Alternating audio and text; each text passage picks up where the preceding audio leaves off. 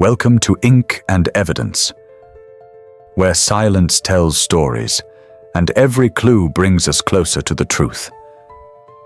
From chilling crime cases to unsolved mysteries and secrets the world tried to forget, we uncover what lies beneath. If you dare to question, if you seek the truth, then you're exactly where you need to be. Tell us where you're watching this video from. Your feedback always inspires us. Stay tuned to solve the mystery, because the truth always leaves a trace. Let's begin today's story, Death at Ivybridge Estate. Chapter 1. The question Miss Marple heard beneath the ivy arch. Ivybridge Estate had always looked less like a house than a secret that had learned to stand upright. Miss Eleanor Finch arrived just before dusk, when the long avenue of elms was turning black against a silver sky, and the first lamps had begun to glow behind the rain-speckled windows. Ivy clung to the stone walls in thick, dark folds, climbing over balconies, window ledges, and the great archway that led into the garden. It was beneath that arch the coachman told her that Sir Adrian Vale had been found dead. Miss Finch looked toward it quietly. The ivy moved in the wind with a soft, whispering sound. Inside the hall, the family waited with the stiff politeness of people who had already begun lying to one another. Lady Helena Vale stood near the fireplace, pale and composed, her black dress too perfect to suggest sudden grief. Her son, Julian, leaned against the stair rail, handsome, tired, and watchful. Beside him, his younger sister Clara twisted a handkerchief between trembling fingers. Mr. Alden Price, the family solicitor, bowed too deeply. And near the library door stood Mrs. Morley, the housekeeper, whose red-rimmed eyes had not once turned toward the garden. "You were kind to come, Miss Finch," Lady Helena said. "Though I fear there is very little mystery, my husband's heart was weak." Miss Finch removed her gloves slowly. "A weak heart," she said gently, "does not usually leave muddy footprints on dry stone." The room became very still. Julian looked sharply toward his mother. Clara's handkerchief slipped from her fingers. Lady Helena's face did not change. "Footprints?" she asked. Miss Finch looked toward the tall windows, beyond which the ivy arch waited in the deepening blue of evening. "Yes," she said, "and I should very much like to know why one set leads to the body." She paused, "And none leads away." Chapter 2. Miss Marple arrives at Ivybridge Estate. Miss Finch remained by the window long after the others had fallen silent. Outside, the ivy arch stood motionless beneath the gathering darkness. Rainwater glimmered along the stone path beyond it, catching the last traces of evening light. Somewhere deeper in the grounds, a rook called once and then again, the sound hollow and distant. "A curious thing," she said softly. Nobody answered. The silence itself felt revealing. Finally, Julian spoke. "You truly believe my father did not simply collapse?" Miss Finch turned toward him. "I believe people often see what they expect to see," she replied. "A man known to possess a weak heart is found dead. Naturally, everyone assumes his heart failed him." "And you do not?" "I have learned to be suspicious of natural assumptions." Lady Helena folded her hands. "Then what exactly troubles you?" "The footprints." Mrs. Morley lowered her eyes.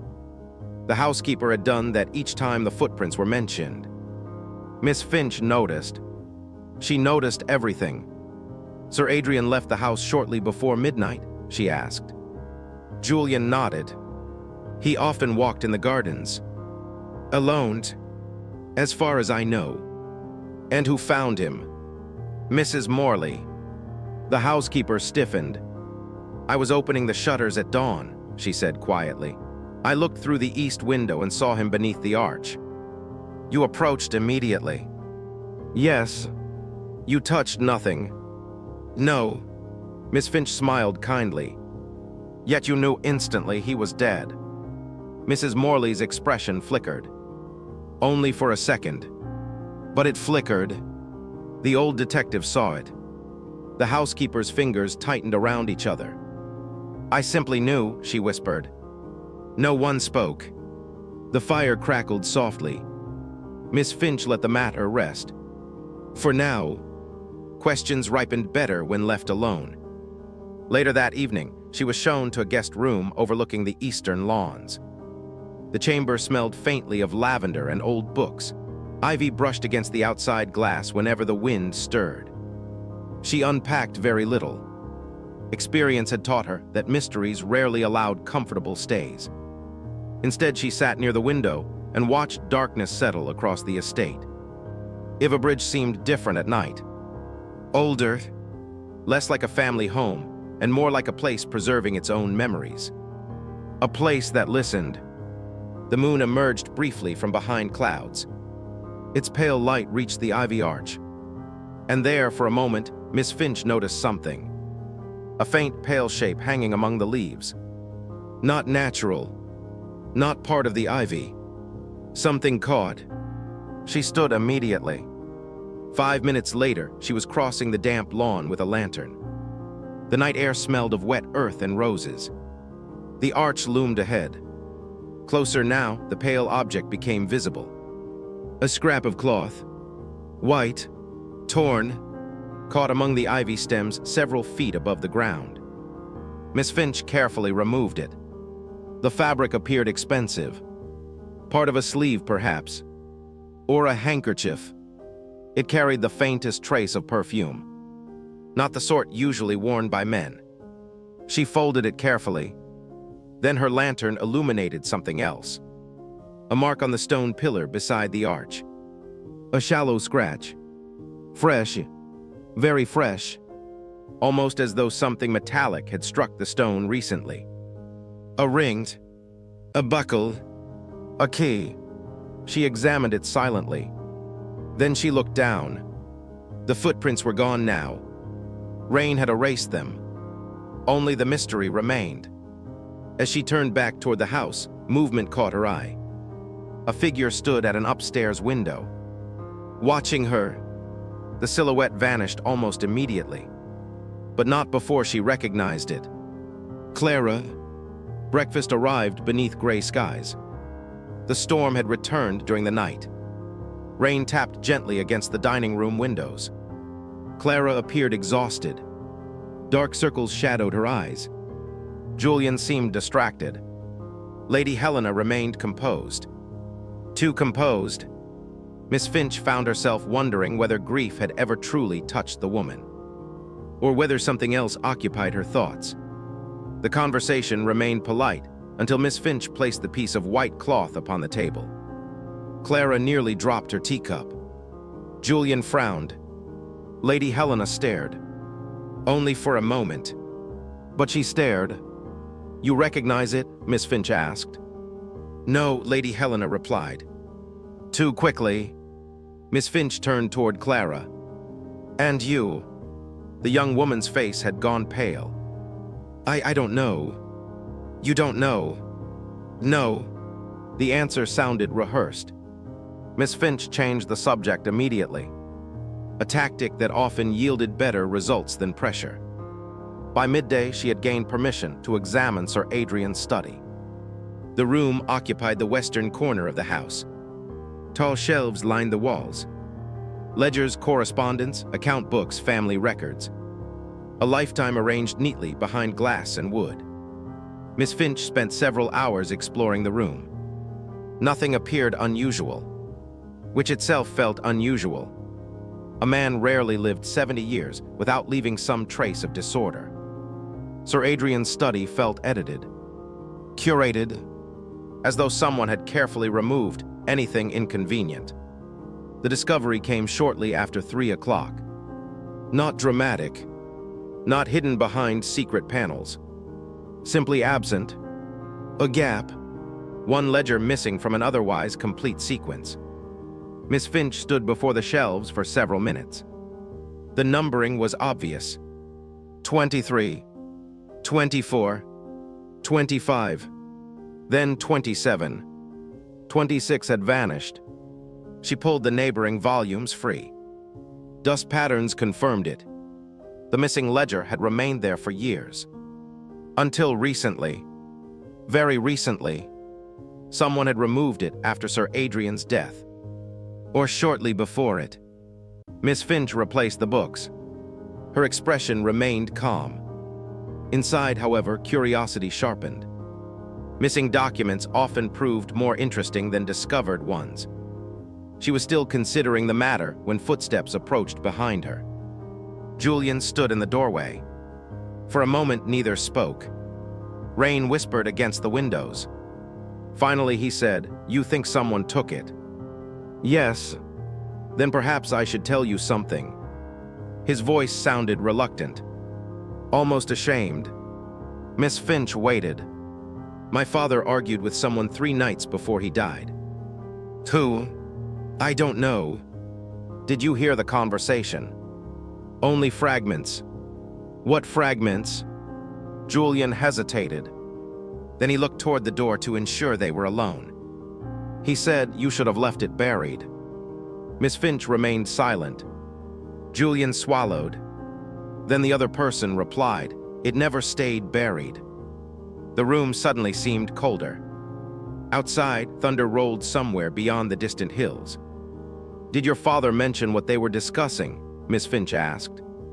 "No." "Did you recognize the voice?" Julian shook his head. "A man's?" "I think so." "Think." It was distorted. They were in the garden. The wind carried most of it away. Miss Finch considered the words carefully. "You should have left it buried." "It never stayed buried." "Not a conversation about money." "Not likely." "Something older." "Something hidden." "Something capable of surviving years beneath silence." Julian turned toward the window. "There is something else." Miss Finch looked up. His face had grown pale. "After my father died, I searched his desk. And I found a key." "A key to what?" "I don't know." "Where is it now?" Julian's expression tightened. "That is the problem." Miss Finch waited. The rain seemed louder suddenly. The young man looked directly at her. "I locked it inside the desk." He paused, and yesterday morning it was gone. Before Miss Finch could respond, a sharp knock echoed through the study door. All conversation stopped. Mrs. Morley entered. The housekeeper appeared visibly shaken, far more shaken than she had been since Sir Adrian's death. "What is it?" Julian asked. She looked from him to Miss Finch. Then she spoke. "A visitor has arrived." "Who?" Mrs. Morley swallowed.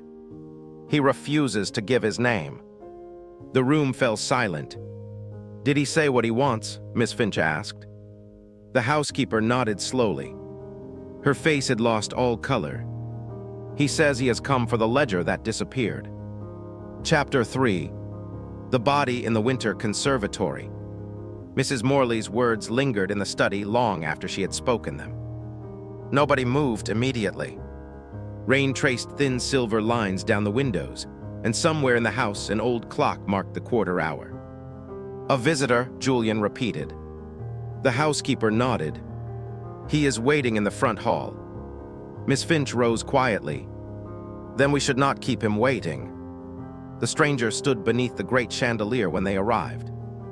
He was perhaps 60 years old, tall and lean, dressed in a dark overcoat dampened by rain. His silver hair was neatly combed, and he carried a walking stick polished by years of use. At first glance, there was nothing remarkable about him. Yet Miss Finch felt something unsettling immediately. Not danger. Recognition. Not her own recognition. The recognition of the house itself.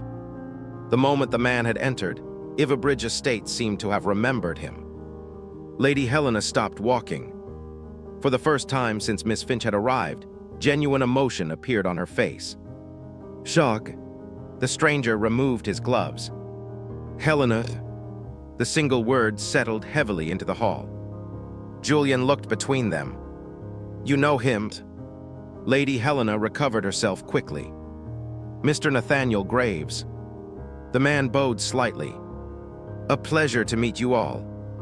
His eyes rested briefly on Miss Finch. "Especially you." Miss Finch smiled. "Have we met?" "No, but I know who you are." His tone remained pleasant. That somehow made it less comforting. "And the ledger?" Miss Finch asked.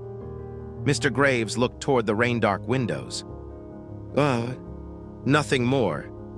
Just that single syllable. Yet it seemed to carry years behind it. "You came for it?" she continued. "Yes." "Why?" "Because it does not belong here." Julian frowned. "It belonged to my father." "No." Mr. Graves's voice remained calm. "It belonged to the past." Nobody spoke. The rain intensified. For several moments, the only sound came from water striking glass. Then Lady Helena stepped forward. "You should leave." The words surprised everyone, even Mr. Graves. "Leave?" "Yes." His expression softened. After 23 years, the silence that followed felt almost physical. 23 years. The number hung in the air. Miss Finch noticed Clara gripping the stair rail so tightly her knuckles had turned white. Mrs. Morley lowered her gaze. Julian looked utterly bewildered. Only Lady Helena remained still. "Please leave," she repeated. Mr. Graves studied her for a long moment. Then he smiled sadly. "As you wish." He picked up his hat. Before reaching the door, however, he paused beside Miss Finch. "You are searching for the wrong death." Her eyes lifted. "What does that mean?" The stranger looked toward the eastern side of the house, toward the winter conservatory. "Ask yourself why Sir Adrian feared something buried long before he died." Then he left. The front door closed behind him. The sound echoed through the hall. Nobody moved. Miss Finch eventually turned. 23 years ago," she said quietly. "What happened at Ivybridge Estate?" No one answered. Not Lady Helena. Not Clara. Not Mrs. Morley. And certainly not Julian. Their silence provided its own answer. Something had happened. Something everyone knew. Something nobody wished to discuss. The winter conservatory occupied the eastern wing of the estate. Miss Finch visited it shortly before dusk. A narrow corridor led there through rarely used rooms filled with covered furniture and fading portraits. The farther she walked, the older the house seemed. The air cooled noticeably. Dust lingered in corners untouched by daily life. When she finally reached the conservatory, she understood immediately why Nathaniel Graves had directed her there. The room felt abandoned. Glass walls curved upward into a vaulted roof. Rain tapped softly overhead. Dead vines curled along iron trellises. Empty planters stood like forgotten monuments. At the center rested a circular stone fountain that no longer held water. Miss Finch moved slowly through the room. Something about it felt wrong. Not dangerous. Disturbed. As though a memory had been hidden here and never fully settled. She paused beside the fountain. There, a faint scratch marked the stone rim. Fresh. Very fresh. Someone had been here recently. She followed the marks. One, then another. Tiny abrasions leading toward the northern wall. Her eyes narrowed. The wall itself appeared ordinary. Glass, iron framework, stone base. Yet one section bore slightly less dust than the others. Miss Finch touched it. A concealed door. Very cleverly hidden. Very old. She found the latch after several minutes. The panel opened inward with a soft groan. Beyond lay a narrow storage chamber. Dark, windowless, cold. She lifted her lantern. The light revealed shelves, broken pots, old gardening tools. And something else. Miss Finch stopped. For a moment, she thought her eyes were deceiving her. Then reality settled heavily around her. A man lay on the floor. Dead. The lantern trembled slightly in her hand. Not from fear. From surprise. The body appeared recent. Very recent. No sign of decay. No dust. No years of concealment. Days, perhaps. At most. The man wore a dark coat. Mud stained the cuffs. One hand remained clenched around something. Miss Finch knelt carefully. The face was unfamiliar. 50 years old, perhaps. Weathered. A stranger to Ivybridge. Or so it seemed. She examined the room without touching anything. No signs of struggle. No overturned objects. No obvious wound. Just a dead man hidden inside a secret chamber. The mystery had not merely deepened. It had changed shape entirely. Her attention returned to the clenched hand. Slowly, she loosened the fingers. A small object fell into her palm. A key. Brass. Old-fashioned. Immediately recognizable. Julian's missing key. Miss Finch stared at it. The same key. The one taken from Sir Adrian's desk. The one that had vanished. And now it rested inside the hand of a dead stranger, hidden in a secret room. The implications multiplied faster than answers. Who was he? Why had he taken the key? What had he opened? And perhaps most importantly, who had placed him here? A sound interrupted her thoughts. Footsteps, very faint, somewhere beyond the concealed door. Miss Finch extinguished the lantern instantly. Darkness swallowed the chamber. The footsteps continued. Slow, careful, approaching. Someone entered the conservatory. Miss Finch remained motionless. The visitor paused near the fountain. For several seconds, there was only silence. Then came the unmistakable sound of someone searching. Not casually, desperately. Drawers opened. Metal scraped stone. A planter overturned. The intruder was looking for something, or making certain something was gone. Miss Finch listened carefully. The figure moved closer to the hidden chamber. One step, then another. The detective's heartbeat remained calm. The footsteps stopped directly outside the concealed door. Silence followed. Long silence. The kind that made every second feel stretched. Had the person discovered the entrance? Had they found the body missing from their expectations? Miss Finch waited. Then she heard something unexpected. A whisper, soft, barely audible, yet unmistakable. A woman's voice. She found him. The words were followed by hurried footsteps retreating through the conservatory. A door opened. Closed. Silence returned. Miss Finch waited several minutes before relighting her lantern. When she finally emerged from the hidden chamber, the conservatory stood empty. Rain continued tapping against the glass roof. The fountain remained still, but something rested on the stone rim that had not been there before. An envelope, cream-colored, unsealed, placed deliberately. Miss Finch picked it up. No name appeared on the front. Only 3 words written in elegant black ink. Not the first body. For a long moment, she stood listening to the rain. Then her eyes slowly lifted toward the darkened windows of Ivybridge Estate. If the dead stranger in the hidden chamber was not the first body, then somewhere within the history of Ivybridge Estate lay another death. A death buried so deeply that even now, 23 years later, someone was willing to kill to keep it hidden. Chapter 4. The Family Portrait and the Missing Hour. The envelope remained in Miss Finch's hand long after she left the winter conservatory.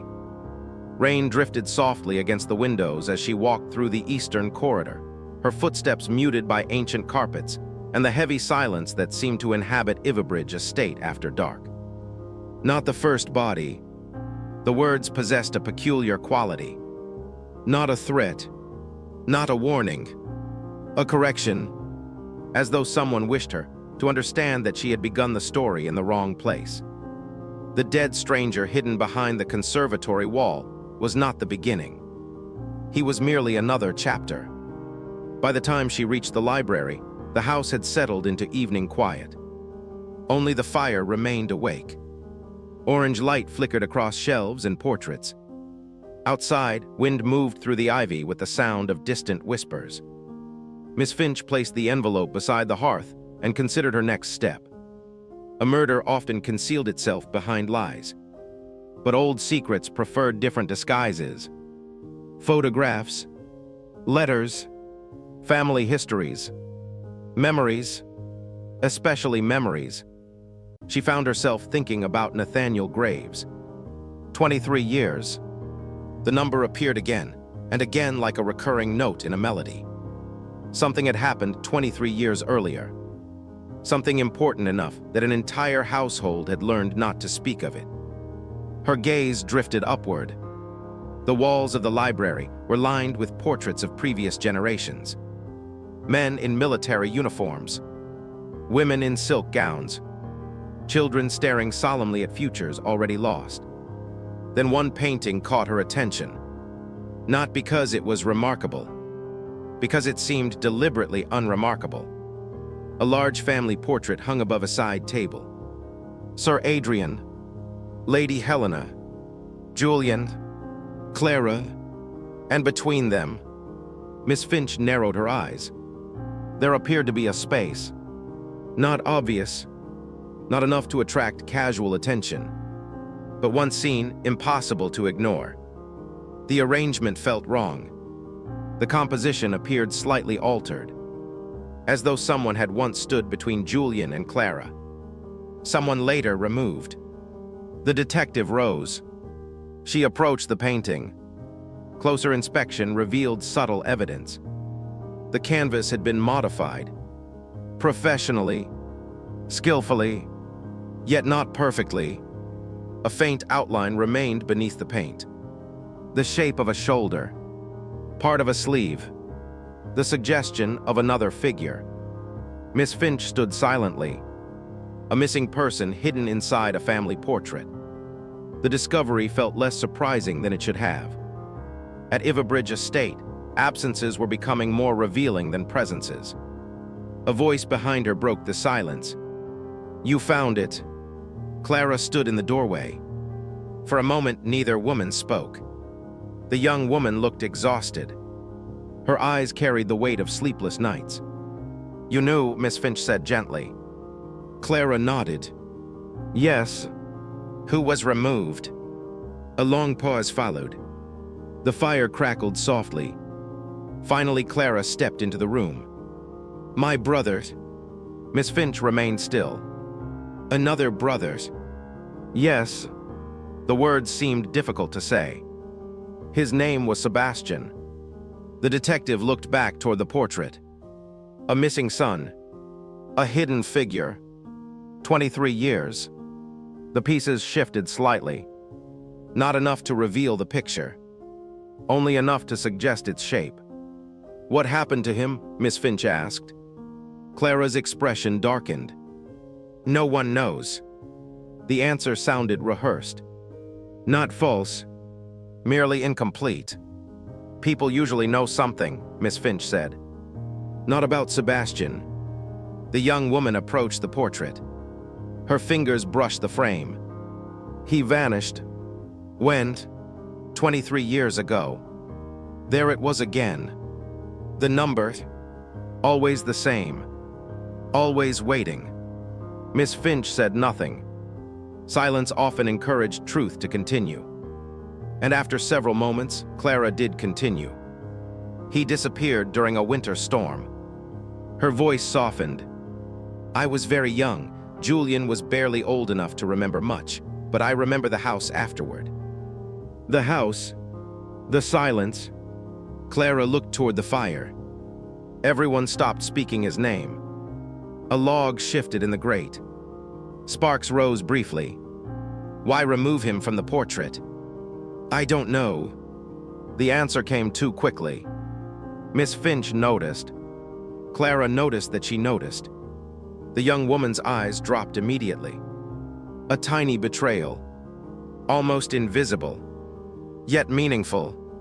Before Miss Finch could press further, footsteps approached. Julian entered. The moment he saw Clara beside the portrait, something changed in his expression. Alarmed, not strong, Not dramatic, but unmistakable. Clara. His voice carried warning. His sister looked away. We were only talking. Julian's gaze moved to Miss Finch.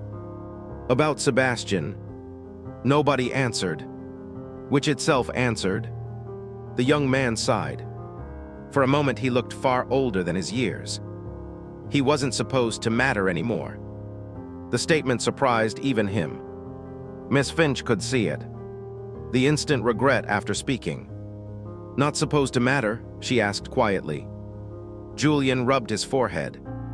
That's what Father always said. A cold draft moved through the room. He said some stories ended better when left buried. Again that word. Buried. Sir Adrian had used it before his death. Nathaniel Graves had implied it. And now Julian repeated it. Buried. Not forgotten. Not lost. Buried. Something intentionally hidden. Miss Finch looked toward the portrait once more. Then her attention shifted elsewhere. A grandfather clock stood near the library door. Tall, ancient, beautifully crafted. Its pendulum moved steadily behind glass. Tick, tick, tick. She stared at it for several seconds. Something felt wrong. Not visibly wrong. Subtly wrong. The detective approached. Julian and Clara exchanged confused glances. Miss Finch opened the clock case. The mechanism appeared immaculate, recently maintained. Yet one detail caught her attention. The maintenance records. Small penciled notes inside the door. Dates, repairs, adjustments, years of careful documentation. Her eyes moved down the list, then stopped. One entry had been erased. Not completely, only partially, enough to hide it from casual view. Miss Finch leaned closer. The remaining marks could still be read. December 17th, 23 years earlier. The exact date Sebastian disappeared. Beneath it someone had written. Clock stopped 1:05 a.m. Then the remainder had been scratched away. Miss Finch's pulse quickened slightly. She examined the mechanism, then looked up. Was the clock damaged that night? Julian frowned. I don't know. Clara suddenly looked pale. Very pale. Clara. The young woman swallowed. The clock was famous for it. Famous for what? She hesitated, then spoke quietly. It stopped every year. Miss Finch turned. Every year. Clara nodded. On the same night. The room seemed colder. December 17th. Always at 1:05. Yes. No one spoke. The clock continued ticking steadily beside them. Yet the revelation lingered. A house remembering something. A ritual. A coincidence. Or perhaps something deliberately maintained. Miss Finch closed the case. Her thoughts moved rapidly. A missing son. A vanished ledger. A hidden corpse. A secret key. And now a clock that stopped every year at precisely the same moment. The mystery seemed less like a straight road and more like a maze. Each answer opened another passage. A servant appeared at the door. Excuse me. The interruption felt almost welcome. What is it? Julian asked. The servant looked uncomfortable. There's something you should see. Minutes later, they followed him into the west wing. The corridor ended at a small sitting room, rarely used by anyone. Dust coated most surfaces. The curtains remained drawn. The servant pointed toward a writing desk. We found it while cleaning. On the desk rested a single photograph. Nothing else. Just a photograph. Miss Finch picked it up. It showed the family portrait before alteration. Sebastian stood between Julian and Clara. A handsome boy of perhaps 16. Serious. Watchful. Alive. But it was not Sebastian who captured her attention. It was the object in his hand. A pocket watch. Large, silver, distinctive. Its lid stood open toward the camera, and visible upon the watch face, clear enough to read despite the age of the photograph. Was the time 1:05? Miss Finch stared, then slowly turned the photograph over. Something had been written on the back. Not recently. Years ago. The ink had faded, but the message remained legible. 3 words. The hour lies. For several seconds, nobody spoke. Then Miss Finch noticed something else. A second line had been added beneath the first. The handwriting was different. Newer, shakier, as though written in haste. It contained only a single sentence. Ask what happened between 1 and 2. Chapter 5. Footsteps along the moonlit terrace. The photograph remained on the writing desk long after everyone else had fallen silent. Miss Finch studied the faded image beneath the lamplight. Sebastian's face possessed a curious quality. Not sadness, not fear, expectation, as though he had been looking toward something just beyond the camera when the photograph was taken. Something unseen, something important. The hour lies. The words lingered in her thoughts. Beside her, Julian stared at the picture. I've never seen this version before. You've never seen your brother in the portrait? Miss Finch asked. I've seen photographs. His voice softened. Just not this one. The distinction mattered. Someone had preserved the image. Someone had hidden it. And someone had recently placed it where it would be found. The timing felt deliberate, almost conversational. The house was speaking through clues. Or someone within it was. Miss Finch carefully folded the photograph into her notebook. Outside, the storm had finally passed. Moonlight now washed across the estate grounds, silver and still. The windows reflected pale gardens and long shadows. She found herself drawn toward the terrace. Not because she expected answers, but because mysteries often revealed themselves most honestly when nobody believed they were being observed.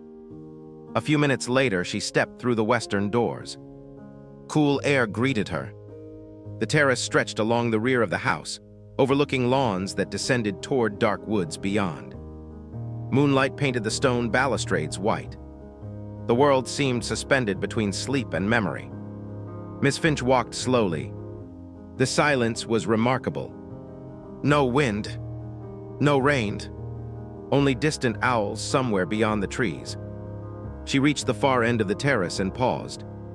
Then she heard it. Footsteps, very faint, somewhere ahead. Not on gravel, not on grass. Stone, measured footsteps crossing stone. She remained perfectly still. The sound continued. 1, 2, 3, a pause, then 3 more. Not hurried, not fearful, almost ritualistic. Miss Finch extinguished her lantern. The moon provided enough light. She moved quietly toward the sound. The terrace curved around the southern wing of the estate. The footsteps seemed to originate beyond the corner. Yet when she reached it, nobody stood there. The terrace lay empty, silent, moonlit. The detective waited, and then the sound came again. Behind her, 3 footsteps. Pause. 3 footsteps. She turned sharply. Nothing. Only shadows. Only stone. Only moonlight. Yet the sound had been unmistakable.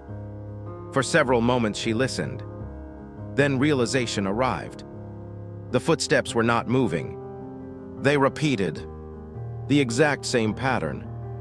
Again, and again, and again. A memory rather than a journey. Miss Finch followed the sound carefully. It led her toward a narrow staircase, descending from the terrace to the gardens below. At the base stood an iron gate. Locked, unused. Vines twisted through its bars. Yet directly before it, the stone path bore signs of recent disturbance. Not obvious footprints. Something subtler. The faint scuff marks left by shoes stopping suddenly. Many times, over many years, Miss Finch crouched. Moonlight illuminated the stone. A shallow groove crossed the path. Then another, and another. Identical spacing. The marks seemed impossible, almost as though someone repeatedly stood in exactly the same place. She traced one with her fingertips. The groove felt old, very old, and yet recently maintained. A strange combination. Her attention shifted upward. Something gleamed on the gate. A silver object hung from one of the bars. Miss Finch removed it carefully. A watch chain. Broken, tarnished with age. The metal matched the silver pocket watch Sebastian had held in the photograph. Or at least appeared to. She slipped it into her pocket. Then froze. Voices. Nearby. Hidden beyond a hedge. Quiet voices. A man and a woman. Miss Finch stepped into shadow. The conversation drifted through the leaves. It should never have come back. The man's voice. Low. Tense. A pause. Then the woman answered. It was always going to come back. The words echoed others she had heard before. Something buried. Something returning. The same pattern repeated through the mystery like a heartbeat. The man spoke again. You promised. I promised nothing. Silence followed. Then, does she know? The woman laughed softly. Not pleasant laughter. Tired laughter. No. Another pause. Not yet. Miss Finch moved carefully toward the hedge. One step. Then another. The voices lowered. The leaves shifted slightly. And then footsteps retreated rapidly into darkness. By the time she reached the opposite side of the hedge, nobody remained. Only moonlit lawn. Only shadows. Only silence. She stood listening, then noticed something caught among the branches. A piece of paper, folded twice, carelessly dropped, or deliberately left. Miss Finch unfolded it beneath the moonlight. The handwriting was unfamiliar. Only a list of names. Nothing more. Sebastian Vale, Nathaniel Graves, Adrian Vale, and beneath them, a fourth name, crossed out repeatedly, so heavily crossed out that reading it required effort. Miss Finch tilted the paper toward the light. Eventually, the letters emerged. Elias Winter, a name she had never heard before. Yet someone had wanted it erased. Someone had been desperate enough to carve the ink apart. Why? She folded the paper. Questions multiplied. Answers remained elusive. The house seemed full of ghosts who were not dead and corpses who refused to stay hidden. The moon climbed higher. Its pale light reached the eastern wing. And there Miss Finch noticed movement. A curtain, third floor, one window. The curtain opened briefly. A figure stood behind the glass, watching. Not unusual, except for one detail. The room should have been empty. Mrs. Morley had mentioned it days earlier. The old nursery, unused for 23 years. No furniture, no occupants, no reason for anyone to be there. Yet someone clearly was. The curtain closed. Miss Finch began walking toward the house. By the time she entered and climbed the stairs, the corridor outside the nursery stood empty. The door remained slightly open. Moonlight spilled through the gap. She pushed gently. The room was larger than expected. Dust covered most surfaces. Old wallpaper peeled from the walls. A forgotten rocking horse stood near the window. Nothing moved. Nothing appeared disturbed. Yet somebody had been here. Recently, very recently. The detective crossed the room slowly, then stopped. The rocking horse. Something rested upon its saddle. An envelope, cream-colored, like the others. Waiting, Miss Finch opened it. Inside lay a single sheet. No signature, no explanation, only a short message written in neat black ink.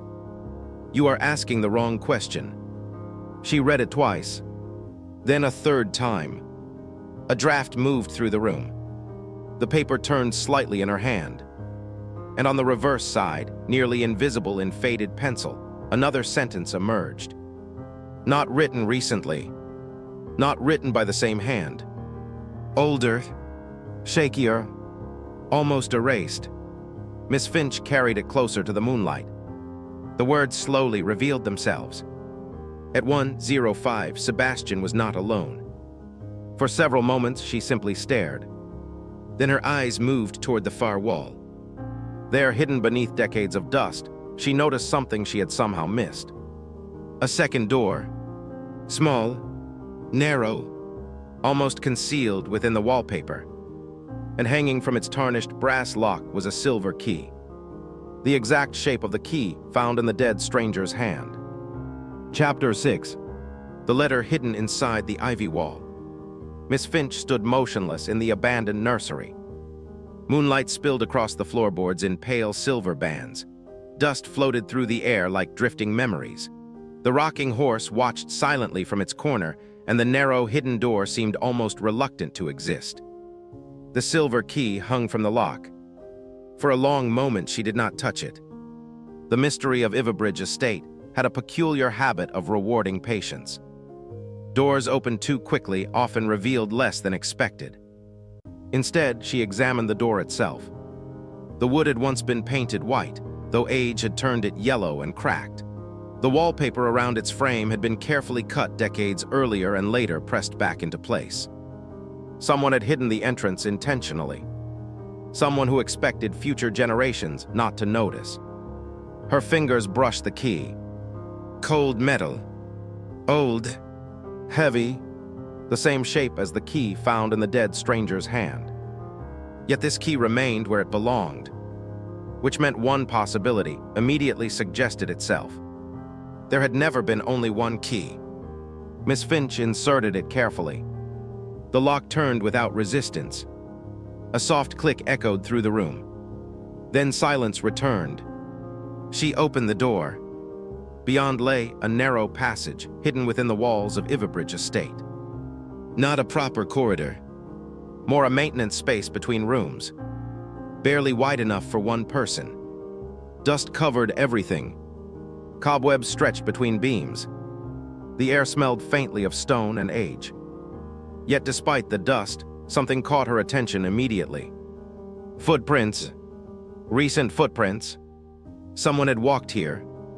Not years ago. Not months ago. Recently. The marks led deeper into darkness. Miss Finch took her lantern from the nursery table and entered. The passage twisted unexpectedly. The architecture of old houses often reflected forgotten needs rather than sensible design. The narrow route curved behind bedrooms and storage rooms before descending slightly. The footprints continued. At times, they became difficult to follow, then appeared again. Eventually, the passage ended at a small chamber hidden inside the exterior wall of the estate. A secret room, no larger than a pantry. No windows, no furniture, only a wooden box resting on a stone shelf. Miss Finch approached slowly. The box appeared ordinary. Oak, iron hinges, no lock, yet it had been protected carefully. Wrapped in oilcloth, shielded from moisture, preserved. Someone had wanted its contents to survive. She lifted the lid. Inside lay a single envelope. Nothing else. No jewelry. No documents. No valuables. Only one envelope. Cream-colored, yellowed with age. The seal had already been broken. Miss Finch removed the folded letter within. The handwriting appeared elegant and precise. Old-fashioned. The ink had faded slightly, but remained readable. She unfolded the pages. The first line stopped her immediately. "If you are reading this, then the promise has failed." The detective read slowly. The letter contained no date, no signature, only a strange account written by someone who clearly feared discovery. There were references to a winter storm, a meeting arranged after midnight, a disagreement that had gone terribly wrong. Several names appeared: Adrian, Nathaniel, Elias, and finally Sebastian. Yet the letter never explained what happened. Every important detail seemed deliberately omitted. Entire paragraphs had been cut away with scissors. Sections removed. Sentences interrupted. Someone had edited the letter after it was written. The result felt less like a confession than the remains of one. Miss Finch turned to the final page. There she found only a single intact sentence. "No one ever searched the ivy wall." The words seemed oddly specific. She read them again, then looked up. Ivy wall. Not wall. Ivy wall. A location. Not a description. A clue. The realization arrived immediately. The writer was not referring to the house. They meant the old ivy arch where Sir Adrian had died. Miss Finch folded the letter carefully. The house was offering another direction. Another question. Another layer. She left the hidden chamber and returned through the narrow passage. By the time she emerged from the nursery, the moon had climbed higher. The estate slept, or appeared to. She made her way downstairs. The corridors felt unusually quiet, almost expectant. When she reached the main staircase, however, she heard voices. Two voices. Low, urgent, coming from the drawing room. The door stood slightly open. Miss Finch paused. Not close enough to intrude. Close enough to hear. Julian spoke first. "You should tell her." "No." Lady Helena's voice remained firm. "She already knows too much." "Then why keep hiding it?" A long silence followed. Miss Finch heard ice clink softly inside a glass. Finally, Lady Helena answered. "Because the truth destroyed one son already." The words settled heavily into the darkness. Julian spoke again. "Sebastian wasn't destroyed." "No." Her tone sharpened unexpectedly. "No, Julian." Neither spoke for several seconds. Then Lady Helena's voice softened, almost sadly. "You remember far less than you think." Miss Finch heard movement. A chair scraping. The conversation was ending. She withdrew silently before either emerged. Yet one detail remained with her. Not what Lady Helena had said. How she had said it. The woman sounded frightened. Not guilty. Frightened. The distinction mattered. The following morning arrived beneath pale winter sunlight. Mist drifted across the lawns. The ivy arch stood dark against the brightness. Miss Finch walked there shortly after breakfast. The letter remained in her pocket. The grounds appeared peaceful. Birdsong echoed from distant trees. Nothing suggested death. Nothing suggested secrets. Yet appearances at Ivybridge Estate had repeatedly proven unreliable. The arch rose before her, ancient stone wrapped in thick ivy. She examined it carefully. The place where Sir Adrian had died. The place mentioned in the letter. The place everyone seemed unwilling to discuss for long. Her attention focused on the stone pillars. Years of growth concealed much of their surface. Then she noticed something. Not hidden, merely overlooked. One section of ivy appeared younger than the rest. Healthier, greener, as though it had been replanted. Miss Finch knelt. Her fingers gently parted the vines. Behind them she found loose mortar. Recently repaired. The detective's pulse quickened slightly. Someone had altered the stonework. Not centuries ago. Recently, very recently, she began removing ivy carefully. The loose mortar crumbled. A small cavity appeared, hidden inside the pillar, just large enough to conceal something. And something had indeed been concealed there, though no longer. The cavity stood empty, completely empty. Miss Finch stared. Someone had already found the hiding place, or perhaps returned to it. Only one thing remained inside. A fragment of paper trapped beneath the mortar. Barely visible. She extracted it carefully. The fragment had once belonged to a larger document. Only a few words survived. Between 1:05 and 2:00. Below that, he was still alive. Miss Finch read the words twice, then a third time. Her thoughts immediately returned to the photograph. The missing hour, the repeated references to time, the message asking what happened between 1 and 2. And now this fragment. He was still alive. Who? Sebastian? Elias Winter? Someone else entirely?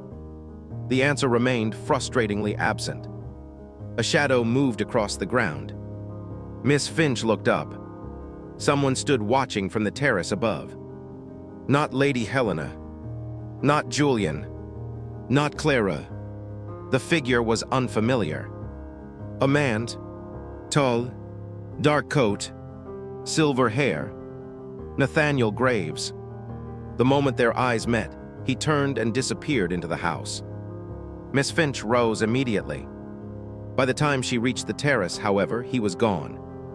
No sign remained, except for a folded note resting upon the stone balustrade. Waiting, as though he had known she would follow. She unfolded it. The handwriting was unmistakably his. Only one sentence appeared. "You are finally looking in the correct year." Beneath it, written in a different hand and much older ink, someone had added 6 words.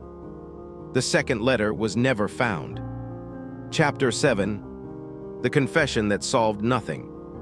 The note remained in Miss Finch's hand as she stood upon the terrace. The second letter was never found. Below her, the gardens stretched toward the ivy arch.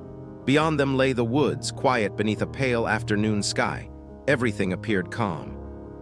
Yet the estate no longer felt calm. It felt cornered, like a story that had spent 23 years avoiding its own ending. Miss Finch folded the note and slipped it into her pocket. A second letter. Not a second ledger. Not a second key. A second letter. The distinction mattered. Letters appeared everywhere in this mystery. Missing letters. Hidden letters. Letters concealed inside walls. Letters whose contents had been cut away. Someone feared words more than bodies. The thought remained with her as she entered the house. The atmosphere inside had changed. She noticed it immediately. Servants moved quietly. Conversations stopped when she approached.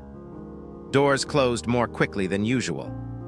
Anxiety traveled through Ivybridge estate like an unseen draft. By evening, the tension had become impossible to ignore. Then Mrs. Morley arrived at her door. The housekeeper looked exhausted. Her eyes were swollen from lack of sleep. For several moments, she simply stood there, as though deciding whether to speak. Then she said quietly, "I can no longer keep it to myself." Miss Finch invited her inside. Rain had returned outside. Soft rain, the kind that seemed to encourage confessions. Mrs. Morley remained standing. Her hands trembled slightly. "I was there." Miss Finch waited. "At the ivy arch." The room grew very still. "I was there the night Sir Adrian died." The detective neither interrupted nor reacted. Experience had taught her that confessions often continued more freely when left untouched. The housekeeper stared toward the window. "Not when he died." She swallowed. "Before."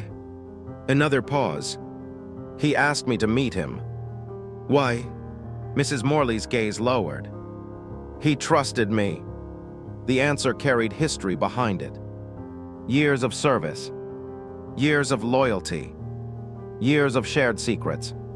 Sir Adrian seemed frightened, she continued. Of what? He wouldn't say. But he gave me something. Miss Finch's attention sharpened. What? A letter? The words settled heavily between them. Another letter. Always letters. Mrs. Morley nodded. He told me to keep it safe. Did you? Yes. Where is it now? The housekeeper closed her eyes. Gone. Silence followed. The rain tapped gently against the glass. Gone how? I burned it. Miss Finch studied her carefully. The woman appeared sincere. Too sincere. Almost rehearsed. The detective had seen that expression before. Not lying. Protecting. Why? Mrs. Morley opened her eyes. Because I was afraid. Of what? The answer came immediately. Of what it said. The confession felt important, yet strangely unsatisfying. Pieces fit together, yet the picture remained incomplete. What did it say? Miss Finch asked. The housekeeper hesitated. Very little. Then why fear it? Mrs. Morley looked away. Because of what it implied. Again silence. Again careful avoidance. The mystery of Ivybridge estate seemed built entirely upon people answering questions with shadows. Finally she spoke. It mentioned Sebastian. Miss Finch remained still. And it said Sebastian never reached the woods. The detective's eyes narrowed slightly. A new detail. A significant one. For years everyone had spoken, as though Sebastian vanished somewhere beyond the estate. Beyond the gardens. Beyond the night. But if he never reached the woods, then he disappeared much closer to home. Much closer. Anything else? Mrs. Morley nodded slowly. One sentence. What sentence? The housekeeper's voice barely rose above a whisper. The wrong boy disappeared. For several moments, neither woman spoke. The words seemed impossible to place. The wrong boy disappeared. Not the wrong person died. Not the wrong letter. The wrong boy. Miss Finch considered the sentence carefully. Questions multiplied instantly. Questions without answers. Questions perhaps never intended to be answered. Mrs. Morley lowered herself into a chair. The confession appeared to have exhausted her. Yet Miss Finch sensed something else. Something still withheld. Not maliciously. Fearfully. Before she could ask another question, a sudden knock interrupted them. 3 sharp knocks. Urgent. Mrs. Morley flinched visibly. Miss Finch crossed the room and opened the door. Julian stood outside. His face was pale. There's been another incident. The words carried the peculiar weariness of someone who had begun expecting disaster. What happened? Julian looked toward Mrs. Morley, then back at Miss Finch. The body. A cold silence followed. The body in the conservatory. Yes. What about it? Julian swallowed. It disappeared. 20 minutes later, they stood inside the hidden chamber. Empty. Completely empty. The stranger's body had vanished. No blood. No signs of struggle. Nothing. Only bare stone floor. The lantern light revealed dust, shelves, shadows. And absence. Miss Finch examined the room carefully. The body had not walked away. Someone had removed it. Recently. Very recently. She knelt beside the place where it had been discovered. There, a small mark. Something overlooked during the removal. A torn fragment of dark fabric, caught beneath a splinter of wood. She retrieved it carefully. The material appeared familiar. Not because she had seen it before, because it matched something nearby. Her gaze lifted. The hidden passage, the narrow route behind the walls, the place where recent footprints had already been discovered. Someone knew these secret spaces intimately. Someone moved through them comfortably, as though they belonged there. Julian stood near the doorway. What does it mean? Miss Finch rose slowly. It means the dead man frightened someone. More than Sir Adrian's death. Possibly. The young man's expression darkened. Who was he? A very good question. The detective slipped the fabric into her notebook. The answer remained hidden, as so many answers did. Yet one thing troubled her more than the disappearance itself. Timing. Someone had removed the body after its discovery. Not before. After, meaning someone inside the estate knew exactly what she had found. Someone had been watching. The realization settled over her like winter mist. Not watching the mystery. Watching her. Night arrived early. Fog rolled across the grounds.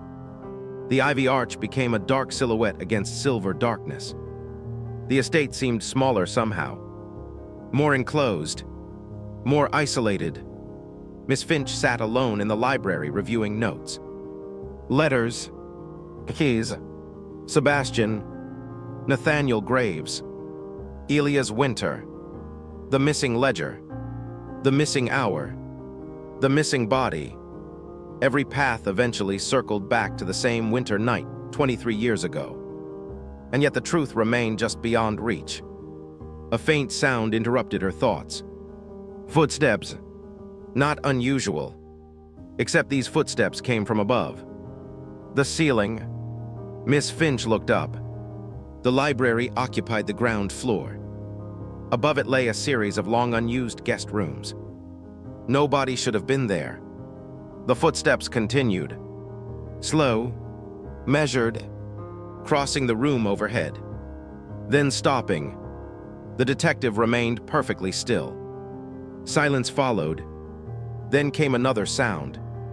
A scrape, as though furniture had been moved. Miss Finch rose immediately. Lantern in hand, she climbed the staircase. The upper corridor stood empty. Cold, silent. She followed the sound to an abandoned guest room at the far end.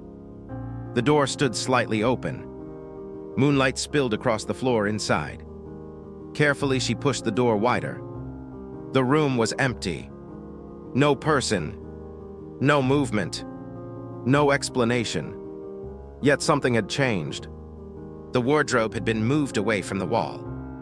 Only slightly. Just enough to reveal a narrow gap behind it. Miss Finch approached. Inside the gap rested an object wrapped in cloth. Hidden, forgotten, or recently concealed. She unwrapped it carefully. A leather-bound journal emerged. Old, weathered, its cover bore no title. No name, only a date embossed faintly in fading gold. Winter, 23 years earlier. Miss Finch opened the cover. The first page contained only a single sentence written in dark ink. If this journal is being read, then the first letter failed. She turned the page and discovered that every remaining page had been torn out. Chapter 8. What Miss Marple noticed in the library silence. The journal rested on Miss Finch's lap as she returned to the library. Outside, the fog pressed softly against the windows. The estate had fallen into the peculiar silence that arrives after midnight, when even old houses seem to pause between breaths. The fire had burned low. Only a handful of embers remained. She placed the ruined journal beside her notes and sat quietly. The torn pages bothered her, not because they were missing, because of what their removal suggested. Someone had not destroyed the journal. Someone had preserved it carefully, hidden it, protected it, then removed only the pages. A person destroys dangerous information. A person preserves useful information. The distinction mattered. Miss Finch looked around the library. Thousands of books surrounded her. Generations of collected knowledge. Histories, memoirs, biographies, travel journals. Yet something about the room felt increasingly strange. Not threatening. Wronged. Subtly wrong. She sat motionless for several minutes. Listening. The grandfather clock marked another quarter hour. A log settled softly in the fireplace. Somewhere beyond the walls, a floorboard creaked. The library itself remained silent. Too silent, and then she realized what was missing. Paper. Every old library possessed its own voice. Pages turning, documents shifting, the faint whisper of loose papers responding to drafts and movement. Yet Ivybridge's library lacked that sound entirely. The thought seemed insignificant, until she examined it more closely.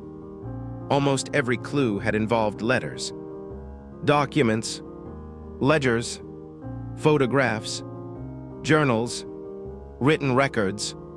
Yet despite that, there were remarkably few loose papers in the room. Far fewer than there should have been.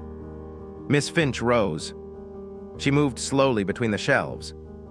The arrangement appeared orderly, almost obsessively orderly. Then she reached the section containing estate records.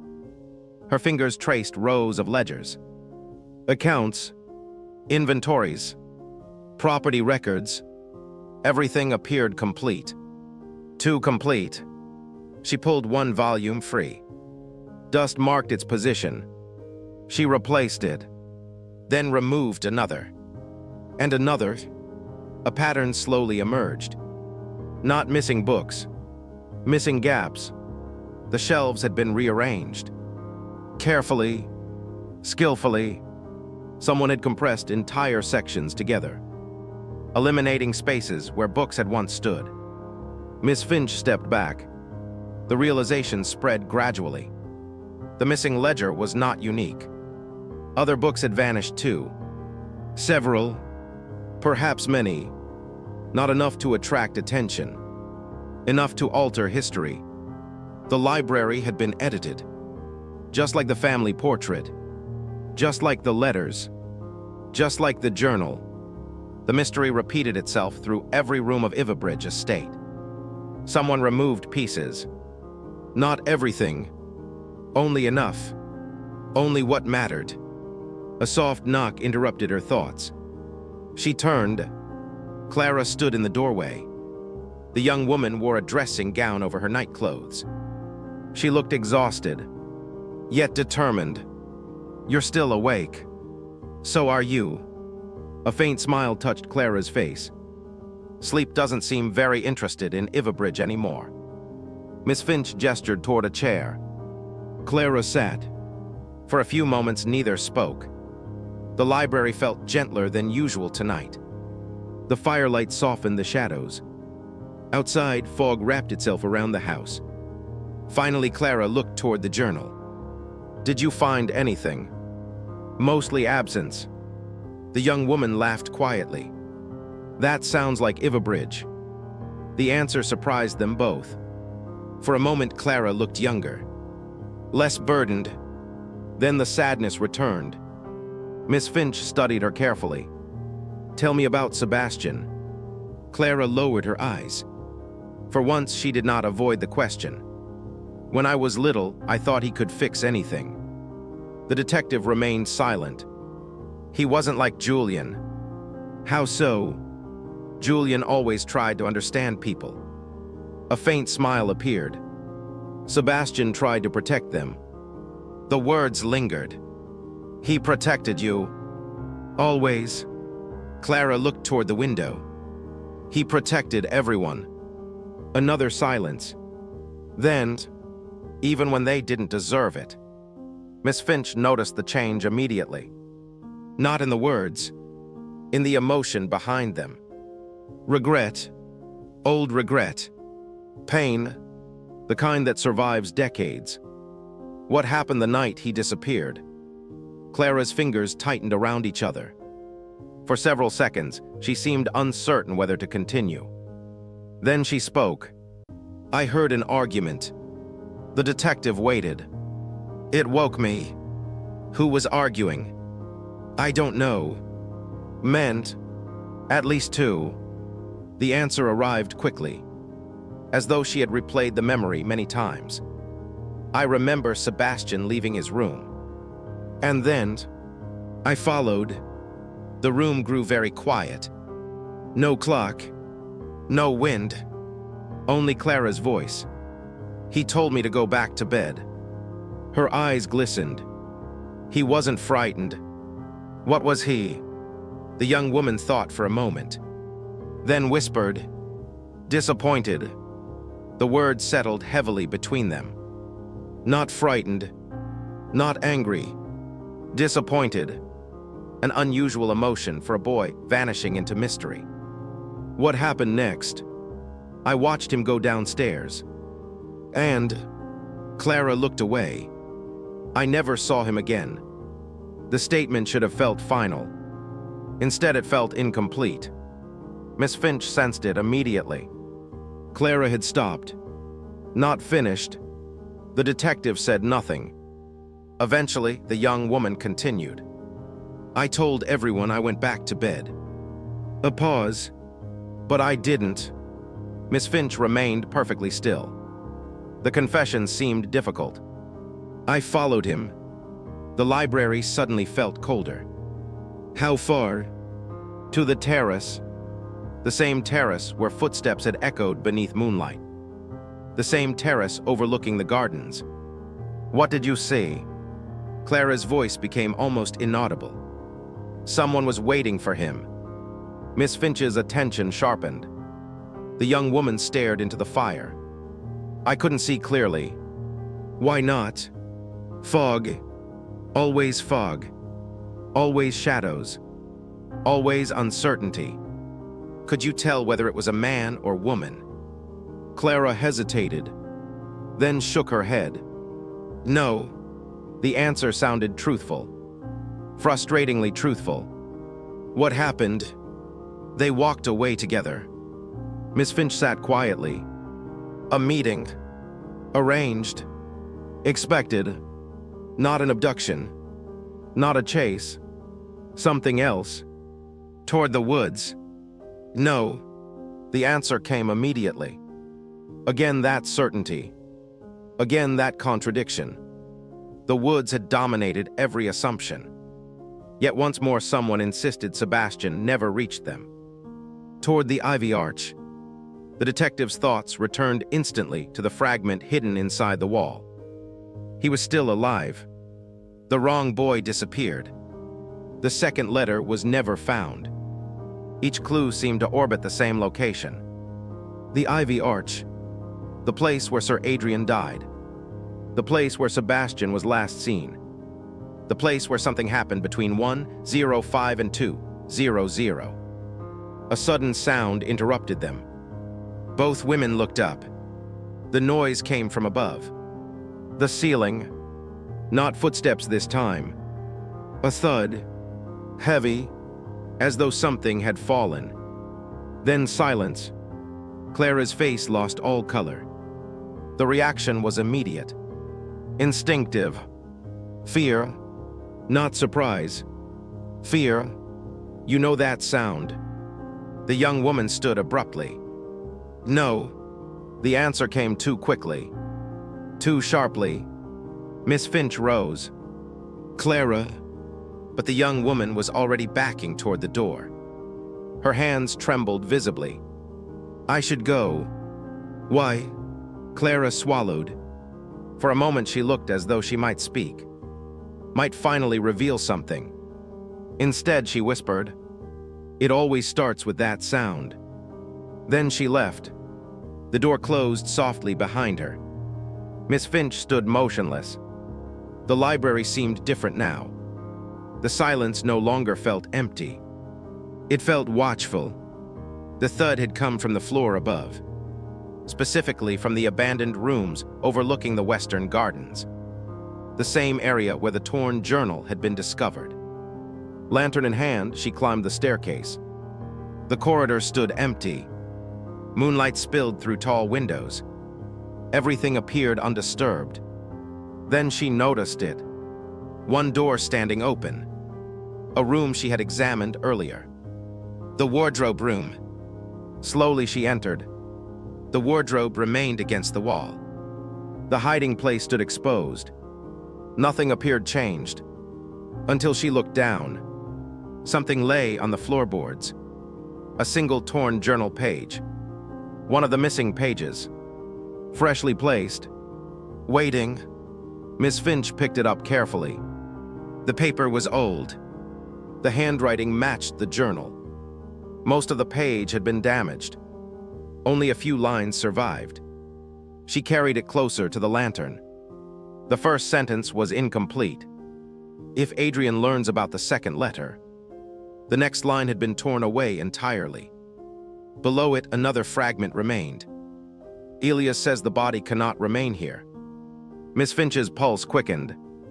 Body, not disappearance, not accident. Body. The final surviving line was written more heavily than the others, almost pressed into the paper, as though the writer's hand had shaken while writing it. The sentence ended abruptly where the page had been ripped. Yet enough remained to read. At 1:37, someone knocked on the nursery door and Sebastian answered. Chapter 9. The secret Ivybridge estate had buried for 20 years. Miss Finch read the torn journal page 3 times before lowering it. The corridor outside remained silent. Moonlight stretched across the floorboards like pale water. At 1:37, someone knocked on the nursery door and Sebastian answered. The sentence ended there. The remainder had been ripped away. Like everything else at Ivybridge estate, it revealed just enough to create another question. Who had knocked?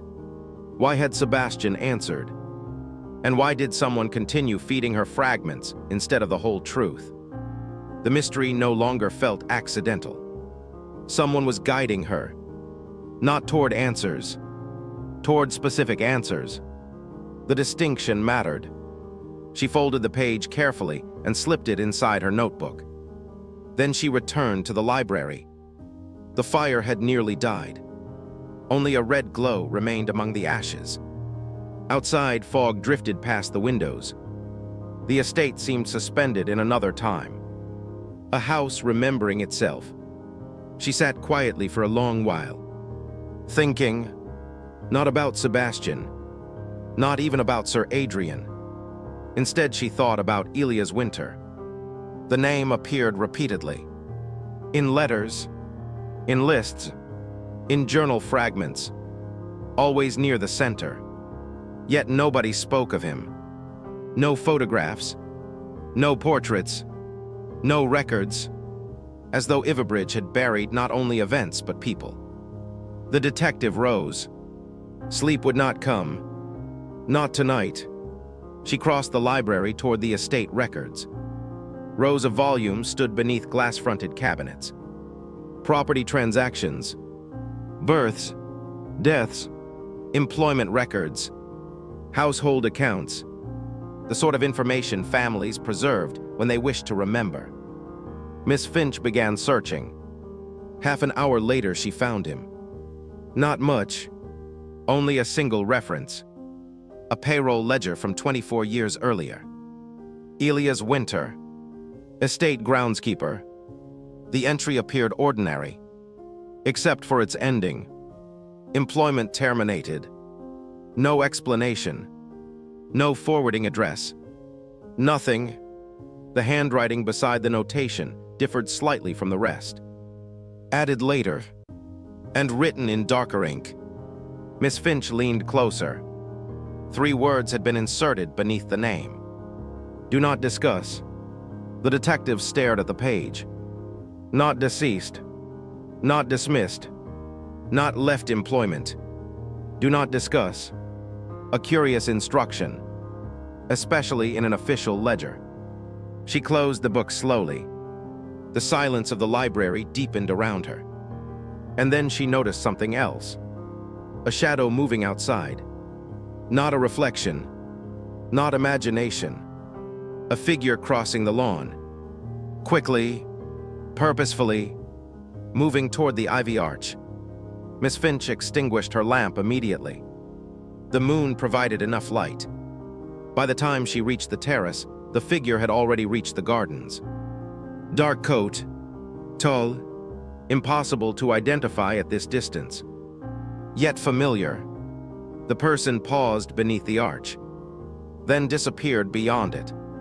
The detective followed. The grass dampened her shoes. Fog drifted between the trees. The estate seemed transformed by moonlight. Older, stranger, almost dreamlike. She reached the ivy arch. Nobody remained. Only silence. Only stone. Only ivy. Then she heard it. Voices, faint, beyond the arch, near the old wall separating the formal gardens from the neglected eastern grounds. Miss Finch moved carefully. The voices became clearer. A man, a woman, neither speaking loudly. The conversation carried the tension of people arguing without wishing to be overheard. You promised it would remain hidden. The woman's voice, low, controlled. The man answered immediately. It was hidden for 23 years. Then why is she finding it? Silence followed. Miss Finch recognized neither voice. Not certainly, yet something about the woman sounded familiar. A voice heard before, perhaps in darkness, perhaps behind a hedge. The mystery seemed to collect echoes. The man spoke again. She wasn't supposed to find the journal. She found it. She wasn't supposed to find the wall. She found that too. The woman exhaled sharply. What about the second letter? The question hung in the fog. The second letter. Again, always the second letter. The missing letter. The never-found letter. The man answered, I told you it's gone. Are you certain? Yes.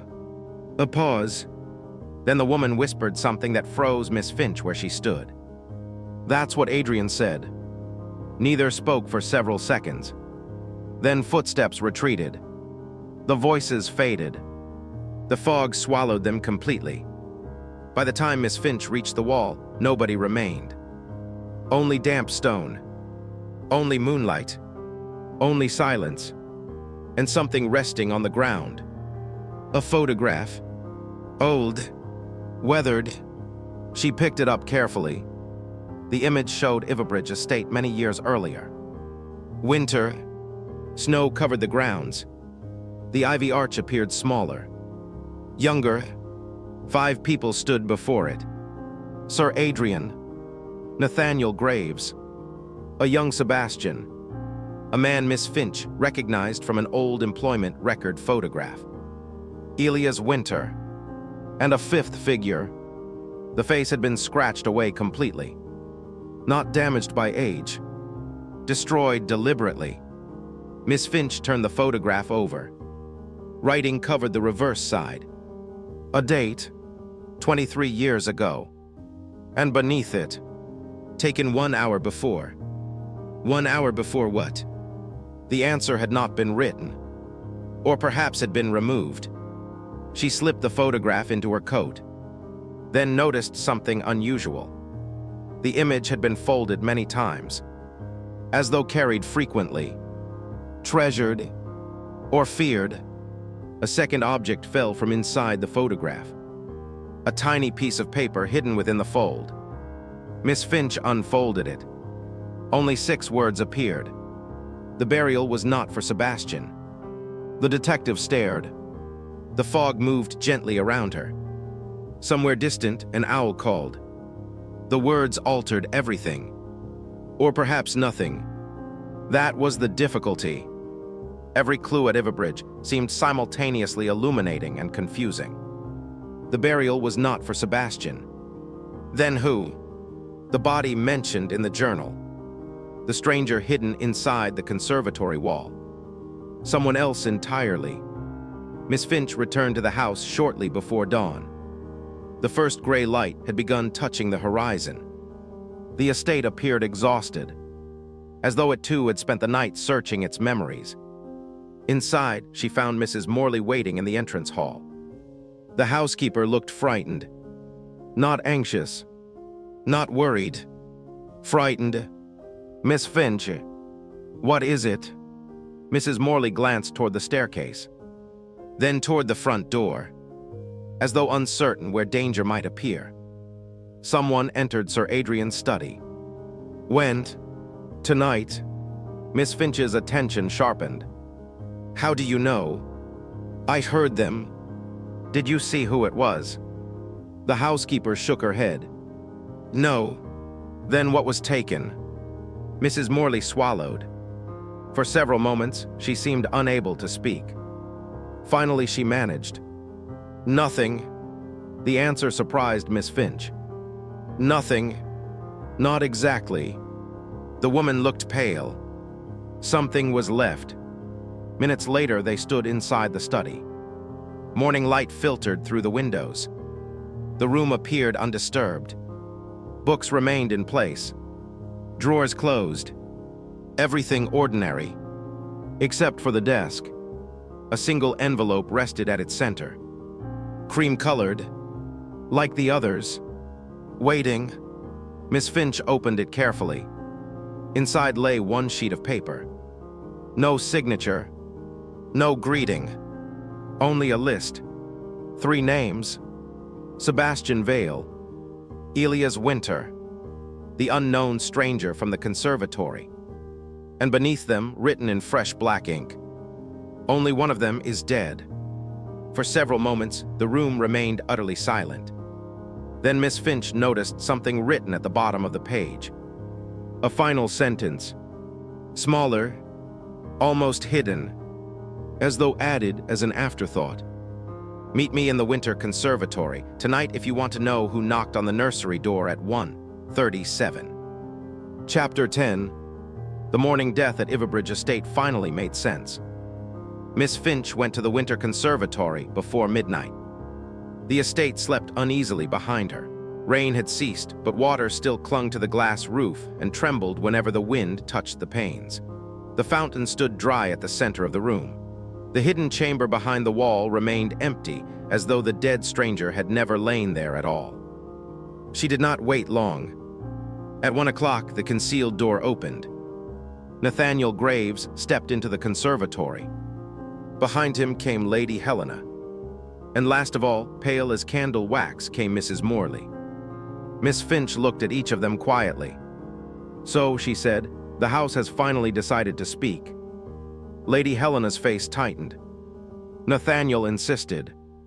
"No," Graves said softly. "The dead insisted."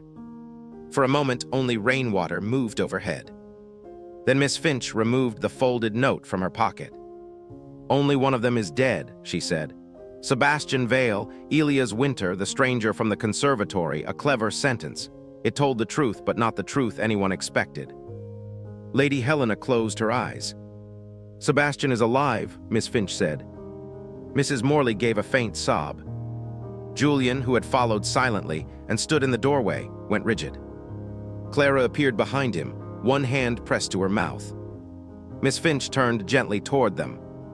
"Yes, your brother did not die 23 years ago." Julian stared at his mother. "You knew?"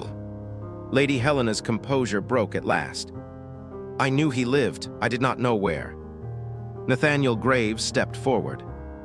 "I knew." The words were quiet, but they seemed to strike the room like thunder. Miss Finch looked at him. "You took him away that night?" Graves nodded. "At his own request." Clara whispered, "Why?" Miss Finch answered, "Because the truth had now arranged itself clearly." At 1:05, the clock was stopped to create a false time. At 1:37, someone knocked on the nursery door. Sebastian answered because he believed he was protecting someone, not himself, Elias Winter's son. Lady Helena turned away. "Elias had a boy," Miss Finch continued. "An illegitimate child connected to this family. Sir Adrian feared scandal. Elias intended to reveal the truth. There was an argument near the Ivy Arch. Elias was struck, perhaps accidentally, perhaps in anger, but he died there. Mrs. Morley began to weep silently. The burial was not for Sebastian, Miss Finch said. It was for Elias Winter. No one moved. The wrong boy disappeared, she continued, because Sebastian took the place of the child who was meant to be sent away. He understood that Adrian would destroy Elias' boy to protect the family name. So Sebastian vanished instead with Nathaniel's help, leaving everyone to believe he had died or fled. Clara's tears fell freely now. He protected someone, she whispered. As you said, Miss Finch replied. He protected everyone, even those who did not deserve it. Julian looked shaken. And the stranger in the conservatory. Nathaniel Graves lowered his head.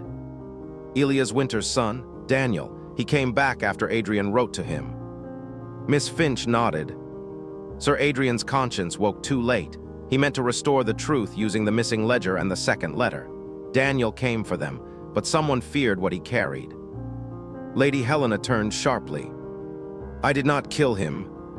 No, Miss Finch said, you did not. Her eyes moved to Mrs. Morley. The housekeeper trembled. I only meant to stop him, she whispered.